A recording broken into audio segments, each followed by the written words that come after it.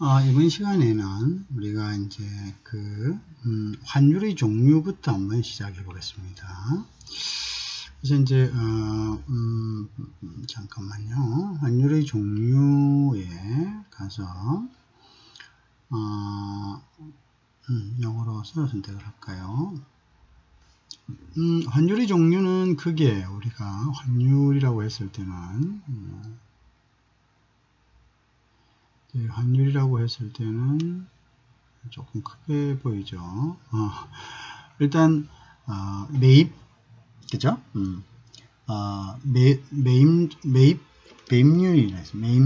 매입률 살 때, 그죠? 매입률이라고 합니다. 매입률과 매입률이죠. 매입률은 영어로는 bidding, 그죠? 이건 다른 말로 bidding rate다 이렇게 합니다. bid 할 때 우리가 bid하다, bidding rate다, bid rate다 이렇게 이야기합니다. 자, bid rate라고 이야기하고요. 또 다른 하나는 우리가 매도율이라고 얘기하죠. 매도율. 이쪽으로 갔다가 다른 말로는 매도율 한다. 자, 매도율은 우리가 다른 말로 operate다 이렇게 이야기합니다. operate, 한다 할 때 operate다. 자, operate다 이렇게 얘기합니다. 그래서 환율은 매입률과 매도율 이렇게 이제 두 개로 나눌 수 있습니다. 그러면 이렇게 매입률이라는 것은 뭐냐 하면 은행 입장에서, 그죠? 은행 입장에서 통화를 사고자 하는, 그러니까 이제 고객으로부터 통화를 사고자 할 때, 그죠? 할 때의 어떤 레이트를 이야기하고, 고객의 입장에서는 이제 팔고자 할 때의 이제 레이트를 이야기하고죠. 자, 그래서 매입률과 매도율은 어쨌든 이 환율은 기준이 뭐냐면 이 주체가 뭐냐면 은행입니다. 주체가 바로 은행입니다. 주체가 은행의 입장에서 매입과 매도를 갖다가 매도를 한다 이런 뜻이 됩니다. 이해하시겠죠? 주체는 은행이다 이렇게 보시면 됩니다. 자, 그래서 다시 이제 매도율은 결국은 어떤 거죠? 은행이 원을 팔 때, 그죠? 팔고자 할 때의 어떤 레이트를 이야기합니다. 기준이 되는 레이트를 이야기하는 거죠. 자, 레이트라는 것은 뭡니까? 환율을 이야기하죠. 이것은 소위 exchange rate라는 거죠. 이거는 다른 말로는 환율.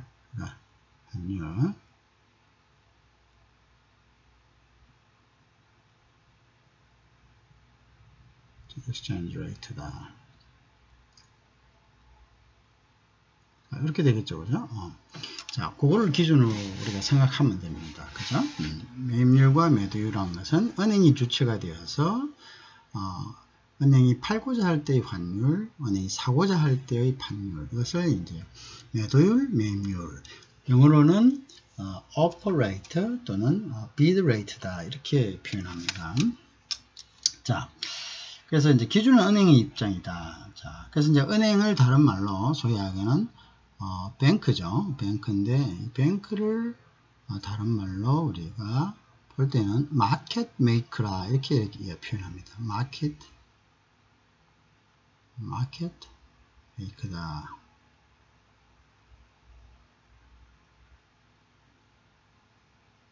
자, 마켓 메이커다 이렇게 표현합니다. 알겠죠? 그래서 이제 뱅크를 우리가 마켓 메이커다 이렇게 표현합니다. 자, 그래서 이제 그 다음에 우리가 현물 환율과 선물 환율이라는 게 있습니다. 다시 이제 나누면은 뒤에서 들어가 볼까요? 그래서 현물환, 쉽게 이야기해서 현물환이라는 게 있고 현물환이라는 게 있고 선물환이라는 게 있죠, 그죠? 선물환이라는 게 있습니다. 자, 그러면 이제 현물환과 선물환의 차이는 뭐냐? 자, 요거는 이제 현물환이라는 것은 요거는 자금 결제하고 자금 결제를 언제 하느냐, 그죠? 자금 결제일이 언제냐. 그 다음에 그것이 이제 현물한 결제, 그러니까 요거는 둘 다가 자금 결제일을 기준으로 한다는 거죠. 자금 결제일을 기준으로 한다. 아주 기본적인 거지만 알아둬야 될 부분이라서, 그죠? 그래서 요것의 기준은 바로 자금 결제일이다, 이렇게 보시면 됩니다. 자금 결제일이다.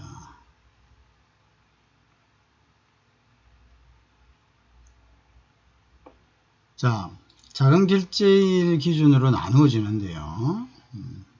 자, 그럼 현물환이라는 것은 뭐냐 하면, 우리가 그 현물환 결제일이라는 것이 있습니다. 현물환 결제일은 소위 이야기해서 현물환 결제일이라는 것은 우리가 통상 거래일, 거래일로부터 2영업 이내, 현물환 결제일이죠. 현물환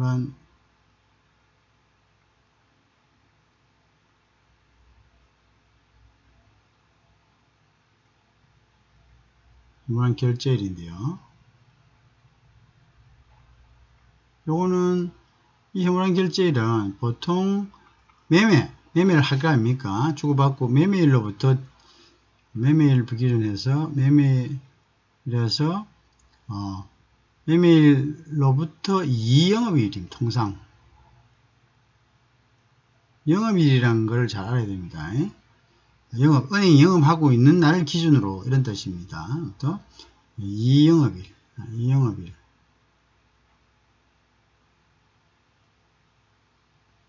자, 그 무슨, 서로 주고받기로 매매를 결정하고 난부터 계약을 했겠죠. 이 날로부터 2일 이내에 결제가 이루어졌다면, 예를 들어서 얼마에, 아까 우리가 비딩 레이트가 있고 오프 레이트가 있었죠. 그래서 그게 은행이 그거를 비드를 하든 은행이 그것을 오프를 하든, 자, 이 레이트를 기준으로 해서, 그죠? 이 레이트를 기준으로 해서 2일 이내에 결제가 된다. 예를 들어서 유로 10만 유로를, 예를 들어서 10만 유로를 A은행과 B은행이 거래를 했다고 가정을 합니다. A은행하고 B은행이 예를 들어서 계약을 했습니다. 10만 유로를 갖다가. 그러면 예를 들어서 A은행이 10만 유로를 주고, 그죠? 그 다음에 여기에 대한 10만 유로를 뭔가를 가지고 구입을 해야 될 거 아닙니까? 그럼 B은행이 또 이것을 갖다가 이제 US 달러로 결제를 했다고 합시다. 자, 이건 유로죠. 자, 그러면 이런 결제가, 즉 매매의 계약이 이루어지고 난 2일 이내에 이것이 다 완료됐다면 요거는 우리는 현물 결제를 했다라고 인정합니다. 그래서 이걸 우리가 현물환이다, 이렇게 이야기합니다. 자, 그런데 선물환은 요것을 서로 간의 매매를 협정하고 난 다음에 2일 이후, 2일 이후의 어느 날 결제하는 것을 우리가 선물환이다. 그럴 때는 매매에서 얼마에 이것을 비딩하거나 또는 얼마에 이걸 오퍼하거나 하는 것은 미리 결정해 두고 2일 이후의 특정 시점에 이러한 그 오퍼레이트나 비드레이트를 적용해서 미래에 결정하는 것, 미래에 결제하죠. 그렇지만 결제하는 환율, 기준 환율은 이미 정해져 있는 거죠. 이것을 우리가 선물환이다, 이렇게 이야기합니다. 그래서 현물환과 선물환의 차이는 결제일과 그 다음에 그것은 자금 결제일과 그 다음에 현물환의 어떤 그죠? 이게 자금 결제일이 현물안의 결제일 안에 있느냐, 밖에 있느냐, 그죠? 그것에 따라서 이제 결정된다. 그래서 중요한 두 가지의 기준은 현물안 결제일과 자금 결제일이다.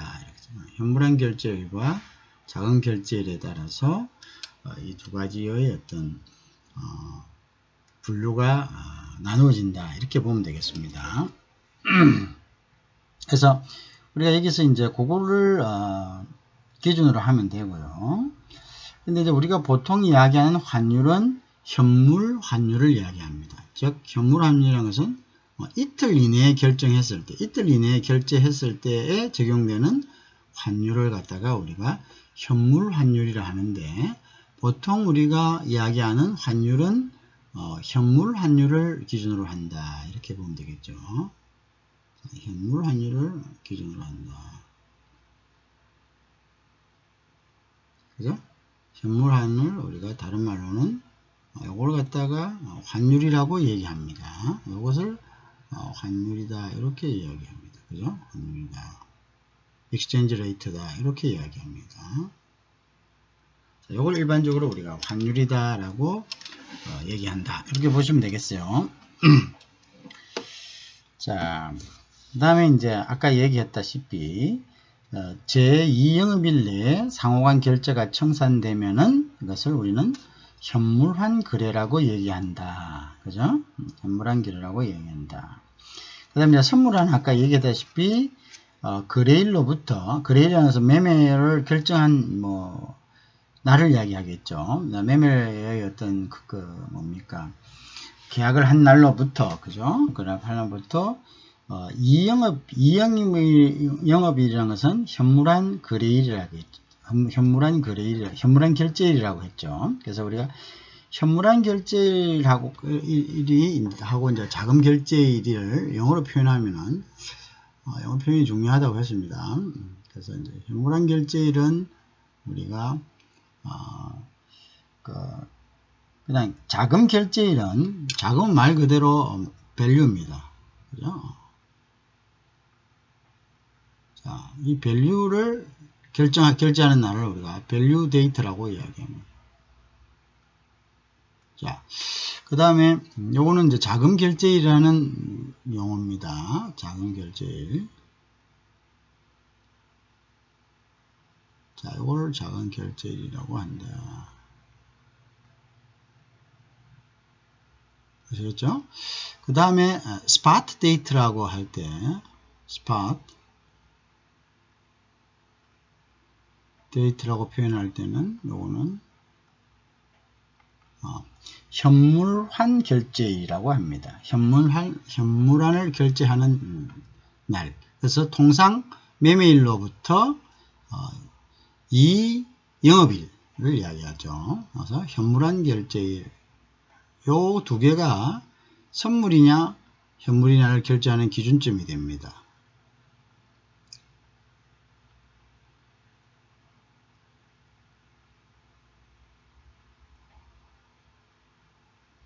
자, 그렇죠?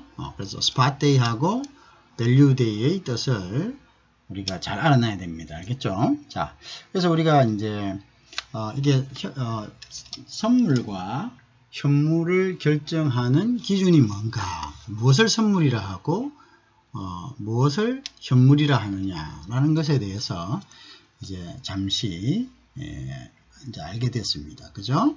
그래서 우리가 밸류 데이트하고 스팟 데이트 이 두 가지의 이제 선물과 현물을 결정하는 기준이 된다. 그죠? 그죠? 선물과 현물의 결정 기준. 이것이 이제 선물이냐, 그 다음에 현물이냐를 갖다가 결정하는 기준이 됩니다. 그죠? 결정 기준. 결정 기준이 된다. 자, 이게 중요하겠죠? 스팟 데이다. 자, 그래서 이제 그 정도로 그거는 해놓고요. 자, 그 다음에 우리가 이제 보통 환거래는 어떻게 이루어지느냐를 한번 볼 필요가 있습니다. 환거래의 구조에 대해서, 그죠? 그래서 환거래의 구조로 보면요, 환거래가 어떻게 이루어지느냐.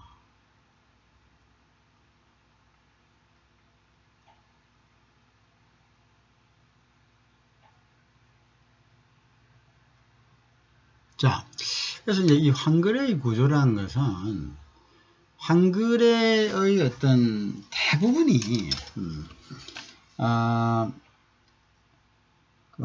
외국한 은행 간에 이루어집니다. 그래서 우리가 이래서 그것을 우리가 외국한 은행 간 매매율이다 이렇게 이야기합니다. 그래서 외환시장에서 는 대부분 은행이 투자를 합니다. 은행이 소위 말하는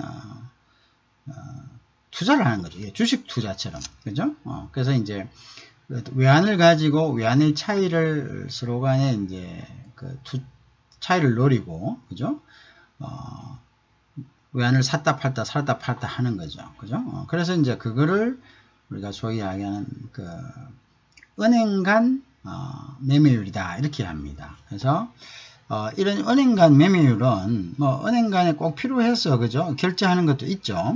그런데 이제 그것도 그렇지만 소위 이야기하는 일종의 투기적인 부분도 있습니다. 그죠? 그래서 외환시장에서 수익 창출을 위해서 투기적인 거래, 그죠?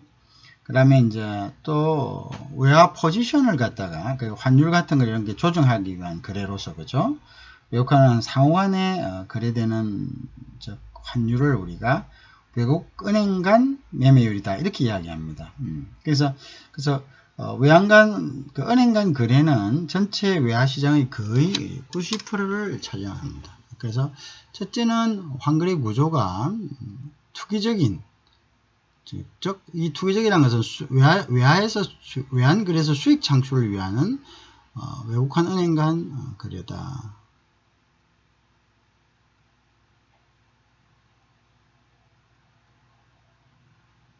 자, 외국한 은행 간 거래다. 자, 이 외국한 은행 간 거래는 거의 외화 거래의 90%, 외화 거래의 거의 90%, 그죠? 거의 대부분을 차지하고 있죠. 90%고, 요거는 또는 뭐냐면 투자로 인한 수익 창출이 많습니다. 투자, 수익 창출, 수익 목적을 갖다가 목적이고요. 또 하나는 뭐냐면 외환 포지션 조정.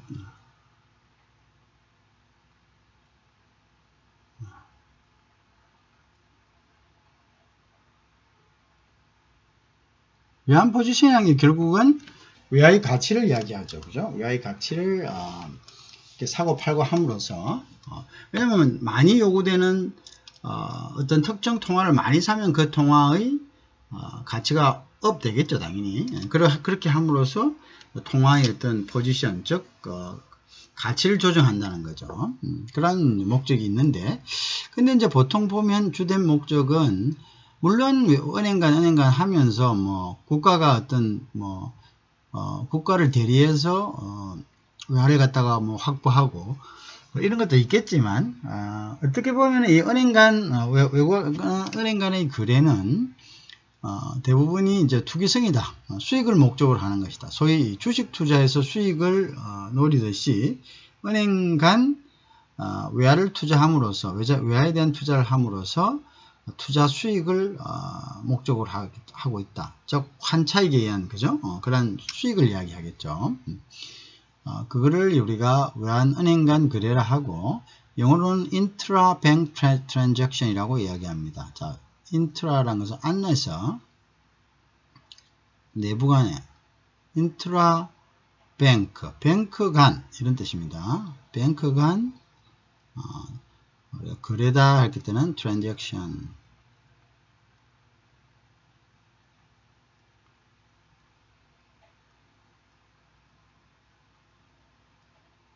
자, 이렇게 표현하죠. 그래서 인트라뱅크 트랜잭션이다 이렇게 합니다. 그래서 이걸 갖다가 은행 간 거래다. 그리고 이거는 거의 외환 거래의 거의 90%를 차지하고 있다. 그죠? 요거 이해하던 거죠. 자, 그 다음에 이제 있는 것이 뭐냐면은 일반 은행과 일반 개인 간의 거래를 할 때 적용되는 환율입니다. 그래서 외국환 은행 대고객 매매율이다. 커스텀 트랜잭션이라고 이야기합니다. 그래서 이건 다른 우리말로는 요거는 은행 가니까 그래서 대고객 매매율이라고 합시다. 고객과의 매매율이다. 이렇게 보면 되겠죠. 그래서 이거는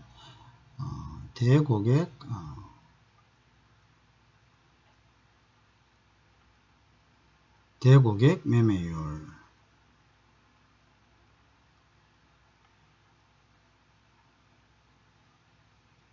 자, 다른 말로는 대고객의 커스텀 트랜잭션이다. 이렇게.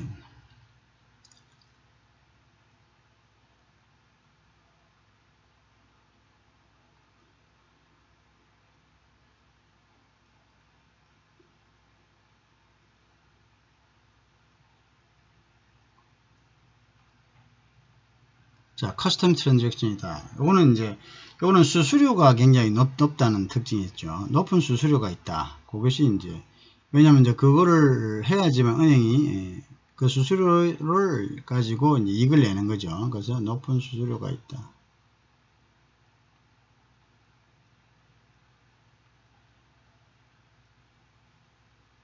자, 높은 수수료가 있다. 이렇게 되죠. 자, 그렇게 된다. 그죠?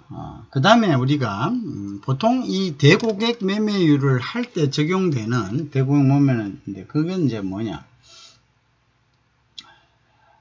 이제 그 외국한 은행이 고객과 환율 거래를 할 때 적용되는 환율을 아까 우리가 대고객 매매율을 했습니다. 자, 근데 이 대고객 매매율의 기준이 되는 것이 바로 전신환 매매율입니다. 그래서 전신환 매매율을 조금 더 추가적으로 설명을 하는데, 여기 보면 이제 전신환 매매율이 뭔지에 대한 것을 우리가 잠시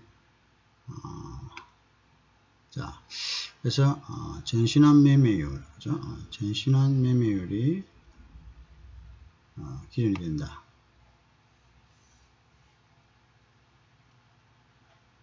그래서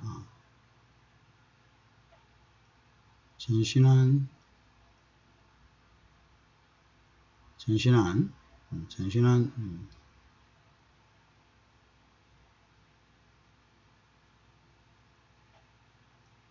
매매율이 기준이 됩니다.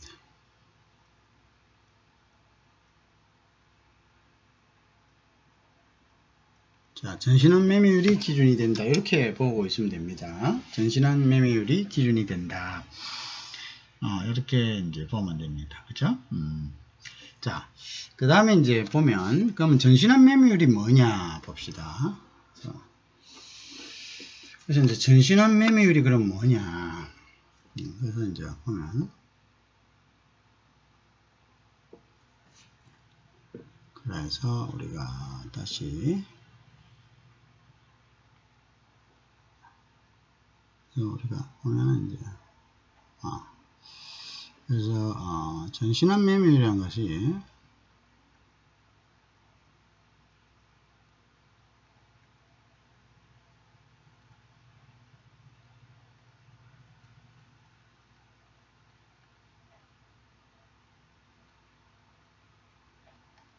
자, 전신환 매매율이라는 것은 그럼 어떤 겁니까, 여러분들? 전신환 매매율은 아까 이야기한 대고객 매매율, 즉 커스텀 트랜잭션의 기준이 된다. 그죠? 이제 요거는 보통 우리가 나중에 이제 일람불 그 에사이트, 그죠? 드래프트 같은 거, 즉 일람불 출금 환음을 매입할 때, 그거는 이제 가서 바로 우리가 해야 되잖아요. 그죠? 그래서 바로 일람불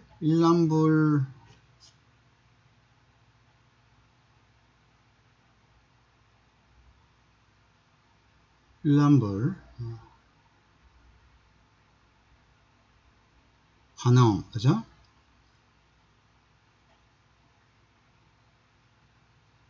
환음을 결제할 때, 이런 환음을 결제하는 매입률이 되고요.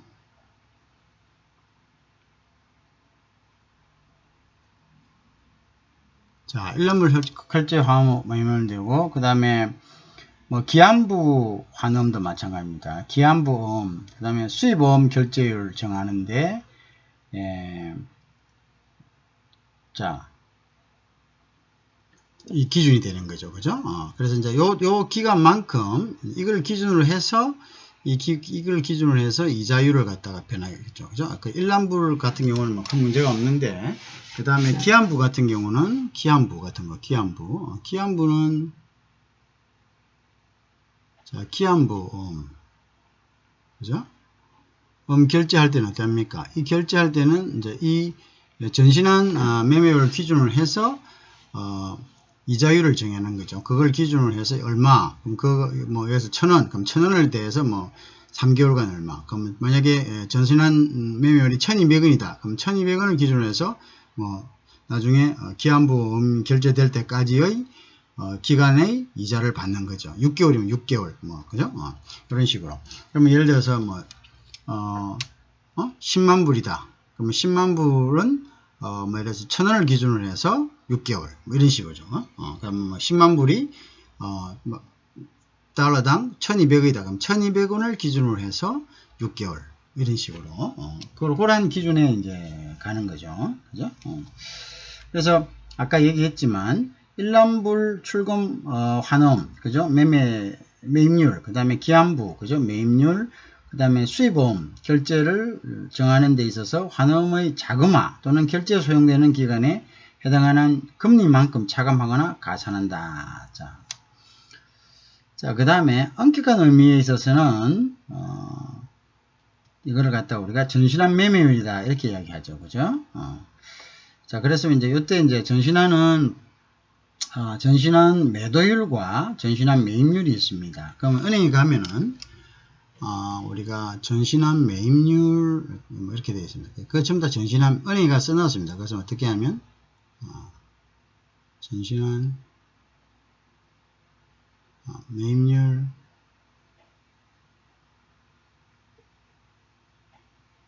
그 다음에 전신한 매도율 이런 식으로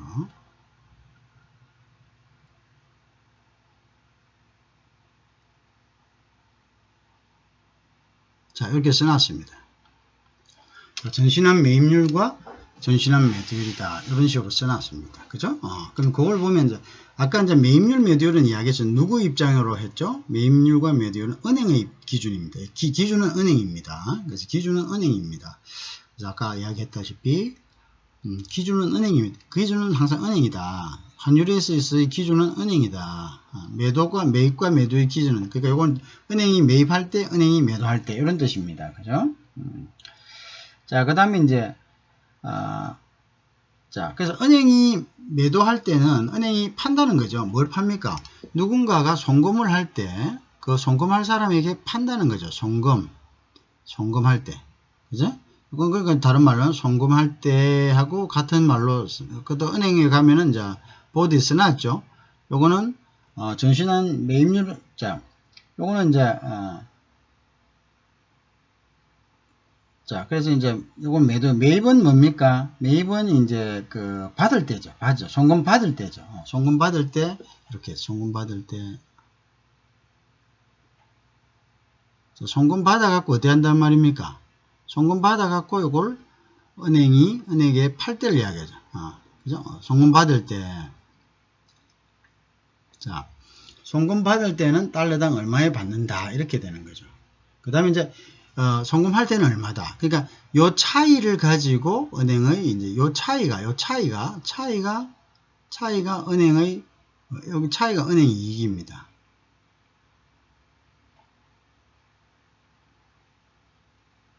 그죠? 자, 전신한 매도율이란 것은 누군가가 뭐 예를 들어서 수입대금 같은 거겠죠. 수입대금. 예를 들면 수입대금. 자, 어느 나라에서 수입을 합니다. 그럼 그 돈을 보내야죠. 돈을 보낼 때는 바로 매도율로, 즉 은행이 이 돈을 보낼 사람에게 돈을 부탁을 받아가지고 돈으로 바꿨을 때, 그죠? 송금할 때는 얼마다. 그럼 예를 들어서 뭐 1달러당 1,000원이다. 1 US 달러당 1,000원이다. 좀 빨리 쓰려니까 잘 안 되네요. 1달러당 1,000원이다 이렇게 했다. 자, 그러면 이 사람들이 이러죠. 일단 1,000원 치주겠습니다. 그러면 이제 이 송금할 때니까 1,000원을 치준다는 거죠. 그러면 수입업자가 예를 들어서 뭐 10만 달러다. 그럼 1억을 갖다가 그죠? 10만 달러를 보내야 된다. 10만 달러를 보내야 된다면 이제 그러면 여기다가 1억을 갖다가 그죠? 1억을 갖다가 은행에다가 주죠. 주면은 그다음에 요거 20만 요때 이제 보낼 때니까 요걸 기준으로 해서 전신한 매도율을 요걸 기준으로 해 가지고 10만 달러 은행에 넣어 주면은 요걸 보내서 요거는 수입 대금을 요렇게 보내버린다는 거죠. 그죠? 그다음에 매입률은 송금을 받았다. 만약에 이제 예를 들어서 10만 불 받을 수 있다. 받았다. 그럼 요거는 당시에 그럼 1,100원입니다. 그죠? 1,100원을 수입 받았잖아요. 그죠? 그러면 이제 요거는 받아서 현금으로 바꿀 때, 그죠? 바꿀 때는 1,100원을 쳐서 준다 이 말입니다. 그러면 이제 송금 받을 때는 어떤 은행의 계좌로 받을 거 아닙니까? 어떤 은행의 계좌로 돈을 받습니다. 계좌로 수금하겠죠. 돈을 받습니다. 이 돈을 받았을 때 10만 불이 들어왔다 이거죠. 자, 10만 불이 $10 10만 불이 들어왔으면 이 10만 불 들어온 걸 갖다가 그죠? 들어왔을 때는 요 10만 불을 한국 돈으로 바꿔서 가져갈 때는 1,100원 주겠다 이런 이야기입니다. 그것이 이제 송금 받을 때 이런 뜻입니다. 그런 이야기죠. 그렇게 이제 되고 뭐 만약에 안 가져가면 그냥 10만 불 그대로 있겠죠. 은행에. 그죠? 그리고 그렇게 되는 거죠. 자, 이제 그럴 때 우리가 전신한 매입률과 전신한 매도율의 차이를 이해하면 되겠죠. 그죠? 전신한 매입률과 전신한 매도율의 차이를 이해하면 되겠다. 그렇게 되겠습니다. 자, 그래서 다시 한번 정리하면 이 전신한 매매율이란 것은 왜냐하면 이제 그 돈을 은행 간에 거래를 하지 않습니까? 그죠? 은행 간 아까 은행 간 인트라 뱅크 트랜잭션 같은 게 은행 간 거래를 하는 거 은행 간 현금을 주고받고 하진 않지 않습니까? 전신한으로 결제를 하겠죠. 그죠? 그렇기 때문에 이것을 갖다가 전신한 매매율이다 이렇게. 그래서 은행은 또 그래서 이러한 목적 때문에 그렇지만 이 목적으로 사용되는 것은 전체 외환 거래의 10%밖에 안 된다 했죠. 전체적으로는 은행의 어떤 외환 거래는 서로가 주식 투자하듯이 은행 스스로가 일종의 베팅을 하는 거죠. 베팅을 투자를 하고 그 다음에 환차익을 이용해서 수익을 갖다가 노리는 거죠. 그러한 것들이 이제 목적이고 그 다음에 또 이제 한 10% 정도는 이렇게 은행과 대고객 사이에 이런 식으로 거래를 하는 겁니다. 그죠? 거래를 하기 때문에 거래를 할 때는 어차피 돈을 은행 간 거래하는 그 돈에서 하죠. 그 돈은 결국 전신한으로 하는 거기 때문에 대고객 매매율, 즉 소위 얘기하는 커스텀 트랜잭션의 기준이 되는 것은 전신한이다. 전신한 환율이다. 그래서 그 전신한 환율 중에 매도용이 있고 매도율이 있고 매입률이 있다. 이렇게 이제 정리를 하면 되겠죠. 그래서 매도율은 뭔가를 보낼 때 매도율과 매입률의 기준은 아까 얘기했다시피 모든 환율의 어떤 기준은 매도와 매입의 기준은 은행이다. 그래서 은행이 그것을 갖다가 매도할 때, 은행이 그것을 살 때, 매도는 송금할 때, 누군가가 수입 대금을 송금하고자 한다. 그러면은 어때? 1달러에 1,000불이다. 1달러에 1,000원이다. 하면은 내가 10만 불을 어떤 특정한 수출업자에게 원료를 구입하기 위해서, 원료를 수입하기 위해서 보낸다. 그럼 은행에 10만 불을 내가 뭔가를 돈을 보낼 때는 그러면 달러를 얼마를 적용합니까? 원 US 달러에 있으면 1,000원 적용한다. 그럼 내가 2억을 갖다 넣으면 되겠죠. 그럼 그 사람이 두고. 그 다음에 이제 전신한 매입률은 상대에서 수출을 해서 돈을 받아왔지 않습니까? 돈을 받아오면 이 돈을 그냥 은행에 그냥 넣어주면은 전신한 매입률이 필요 없죠. 그런데 이것을 우리나라 돈으로 결국은 이제 바꿨을 때, 그죠? 우리나라 돈으로 바꿨을 때 그때 이제 송금 받아온 돈은 얼마를 주겠다. 수출 대금으로 받아온 돈은 우리가 얼마에 바꿔주겠다라는 거죠. 그걸 갖다가 전신한 매입률이다. 이렇게 이제 표현한다. 이런 것까지 우리가 이제 알게 됐습니다. 그죠? 그래서 그러면 이제 우리 그러면 자, 그러면 이제 우리가 팔고 사고 할 때 그럼 은행은 이득을 남겨야 되겠죠. 그죠? 이득을 남겨야 돼. 은행의 이득은 아까 뭐라 그랬습니까? 은행의 이득은 이제 우리가 차익, 은행이 돈을 빌려왔을 때, 은행이 돈을 빌려올 때 원가가 있어요. 빌릴 때.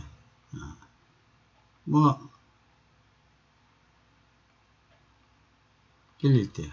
그죠? 그 다음에 은행이 팔 때. 그죠? 팔 때. 요 차이가 뭐라고 했죠? 차이를 우리가 스프레드라 했습니다. 스프레드. 그럼 바로 원어로 바로 이어주세요. 스프레드라. 요 차이가 바로 뭐냐면 은행의 이득입니다. 은행의 이득. 은행의 이익이죠.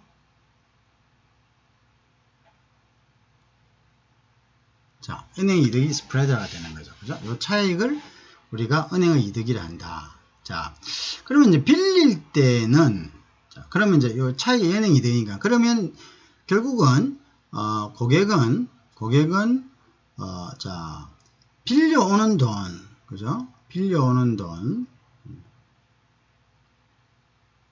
누가? 은행이.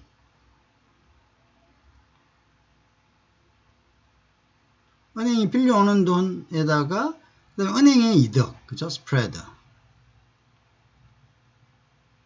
자, 요게 결국 뭡니까? 요게 금리 아닙니까? 금리.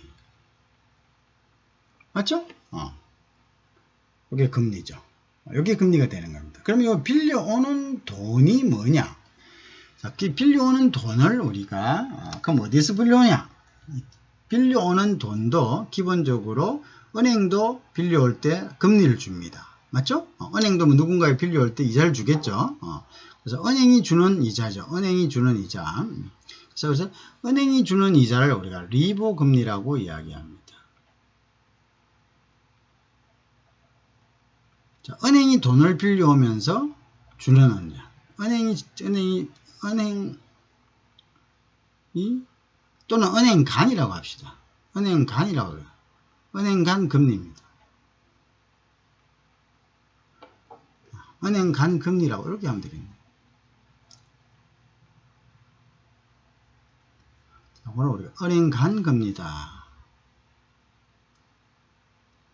은행간 금리를 우리가 리보 금리다 이렇게 이야기합니다. 알겠죠? 은행간 금리를 우리가 리보 금리다 이렇게 합니다. 자,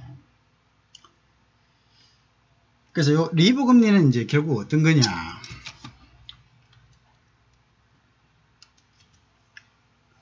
자, 그래서 이제 우리가 리보 금리라는 것은 요게 이제 리보 금리라는 것은 소위 이야기해서 이제 은행 간의 금리라고 이야기했죠.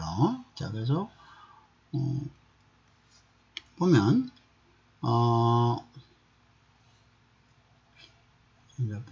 요거를 다시 한번 열어가겠습니다. 자, 영어로는 어떻게 봤으냐면 li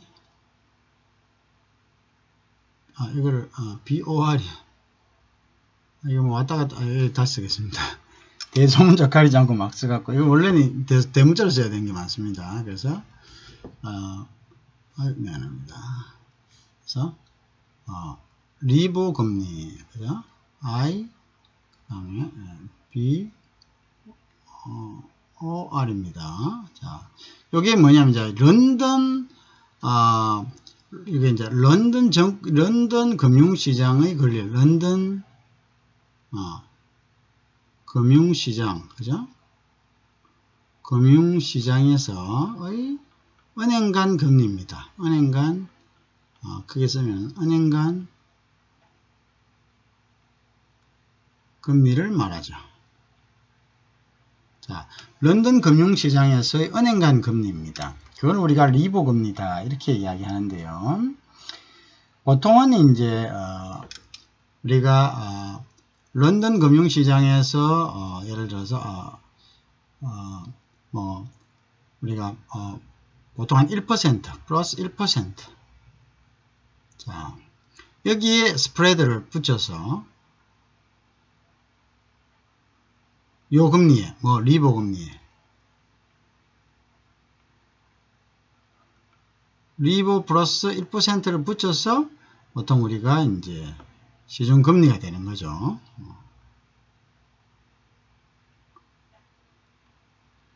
자, 결국은 리버 금리가 상승이 되면 원가에 해당돼요. 은행에서는 원가에 해당되는 겁니다. 은행 간에 빌리는 돈이니까요.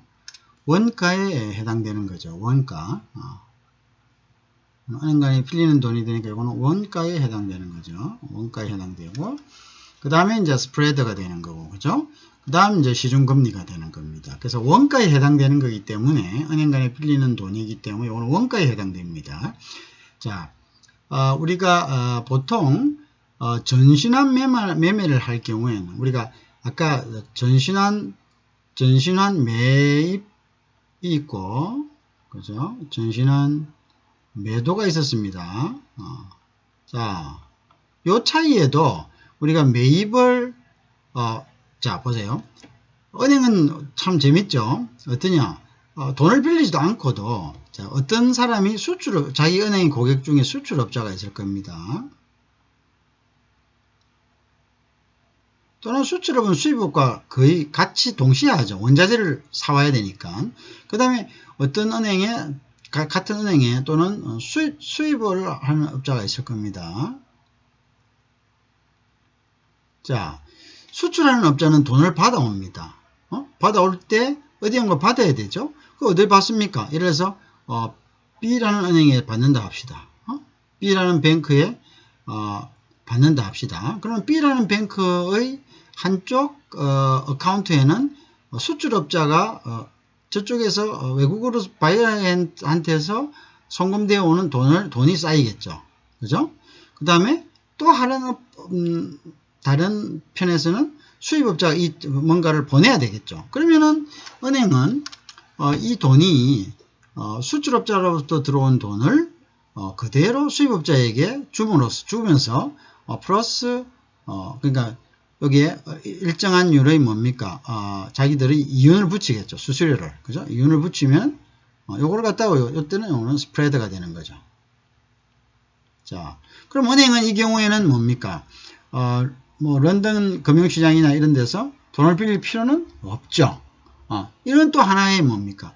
이득을 창출하는 창출원이 되겠죠. 그죠? 이렇게. 그러면 이제 수출업자한테서 받아온 수출 대금을 은행이 가지고 있다가, 물론 이 사람이 또 내달라 하면 내주지만 은행은 항상 뭡니까? 일단 기준으로 이거를 갖다가 이용하죠. 왜? 만약에 이 돈을 전부 다 또 수입업자가 필요로 해갖고 이 돈을 다 가져갔는데 써버렸다 합시다. 그러면 쓸 때는 자기 돈이 순수한 은행 돈은 아니지만, 그죠? 은행이 보관하고 있다는 이 명분으로서 요걸 갖다가 해주고, 또 수출업자가 자기 돈 필요하면 다른 데서 뭡니까? 다시 빌려와서, 그죠? 런던에서 빌려와서 이걸 주면 되니까요. 그죠? 그러니까 이 차이와 기간을 어떻게 잘 이용하냐에 따라서 그냥 그 중간에서 중개해 줌으로써, 그죠? 수수료를 받는 거죠. 그렇지만 이 수출업자는 뭐 이걸 한다고 해가지고 자기한테 돌아오는 건 없죠. 단지 은행의 어떤 창구로 들어갔다는 이유 때문에 은행은 이 돈을 가지고 즉 보관해주는 대가로서 이걸 다시 돈이 필요한 사람에게 자기의 수수료를 얹어서 줌으로써, 그죠? 결국은 수출업자가 자기 은행에 보관하는 수수료를, 그죠? 그대로 다 빼낼 수가 있는 거죠. 물론 추가적인 수수료도 받을 수도 있겠고, 그죠? 왜냐면 이제 요거는 여기에도 또 스프레드를 붙이거든요. 수출업자가 돈을 뽑고 가져오는 여기에도 아무리 이건 되도록이면 싸게 살려고 하잖아요. 싸게 산다는 이야기는 결국 뭐냐? 이 차익만큼 수수료가 붙었다는 이야기죠. 그죠? 싸게 사는 이야기는 이제 붙었다 이런 이야기죠. 자, 어쨌든 그렇게 해서 하나를 나타내고요. 리보에서 돈을 빌려왔을 경우에는 이 리보가 가지고 있는 금리에다가, 그죠? 금리에다가 보통 한 1% 정도를 붙여서 시중에 다시, 전신한 매도로, 그죠? 전신한 매도로 파는 경우죠. 그때 이제 우리가 차익을 갖다가 스프레드라고 이야기를 합니다. 그죠? 스프레드라고 이야기한다. 그래서 우리가 은행의 이제 차익을 우리가 스프레드라고 이야기한다. 자, 근데 이거를 우리가 전신한 매매를 할 때는,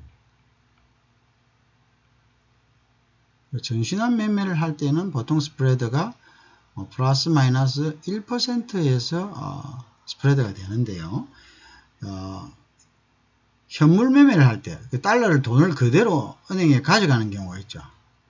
현물 매매 가서 바꿔주세요.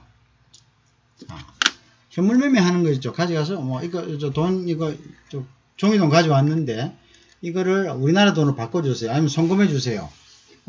또는 그죠? 자, 이렇게 했을 때는 사실은 현물 매매는 스프레드가 좀 더 높아집니다. 왜 스프레드가 높아지느냐? 현물 매매는 일단 보관을 해야 되잖아요. 은행이 돈을 보관을 해야 된다.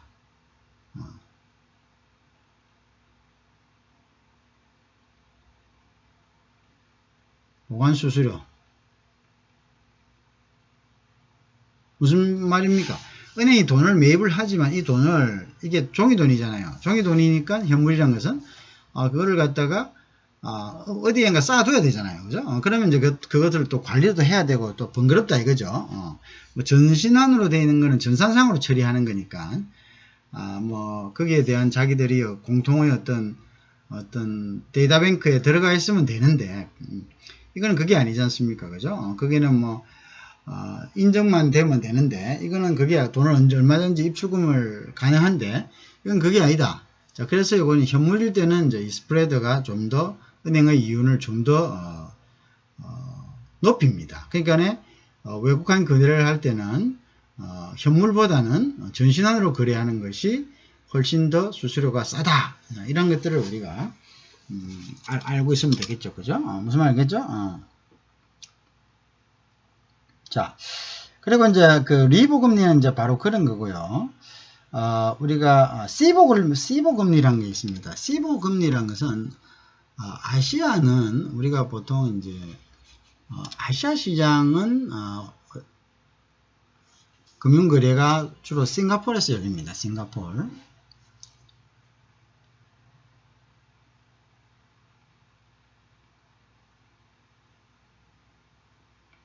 아시아 금융. 아시아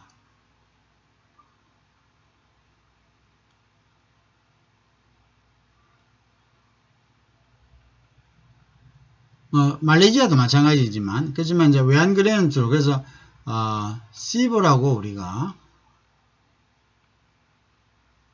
그렇게 표현하고도 합니다. 그래서 이제 싱가포르 같은 경우는 아시아 같은 경우는 시보 금리를 시보 금리다 이렇게 표현을 합니다. 그래서 참고적으로 알아놔 주시기 바랍니다. 아시겠죠? 그래서 이제 시보 금리다 이렇게 이야기합니다. 아시아죠. 자, 그래서 자, 그 부분 그렇게 이야기를 해주면 되겠죠. 자, 그래서 우리가 살 때, 그죠? 그러니까 외화를 갖다가 미리 보유하고 있어야 되겠다. 외화 보유.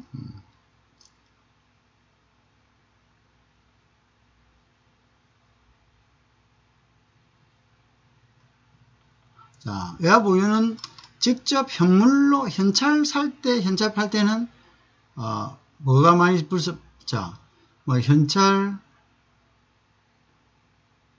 거래는 일단 어땠습니까? 이건 별로 안 좋다 그랬죠. 왜? 수수료가 높다는 거죠. 높다.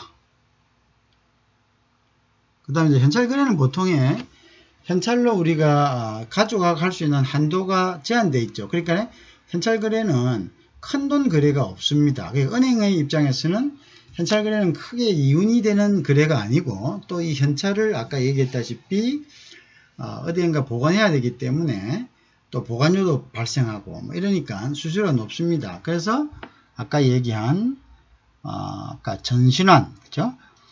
전신환 매매율을 갖다가 전신환 매매, 그죠? 전신환 매매를 이용하는 것이 좋다, 그죠? 전신환 매매. 그래서 전신환 매매 중에서도 우리가 살 때니까 전신환 은행 입장에서는 매도율을 우리가 이용한다. 은행 입장에서 항상 봐야 됩니다. 매입 매도는 우리 입장이 아닙니다. 커스터머 입장이 아니고 이건 은행 입장에서 은행 입장에서 전신환을 팔 때의 매도율을 기준으로 해서 현금을 보유해 놓으면 되겠죠. 그죠? 그러면 이제 될 겁니다. 그죠? 자, 그런 식으로 해서, 그죠? 자, 그 다음에 우리가 배워야 될 부분들을 보겠습니다.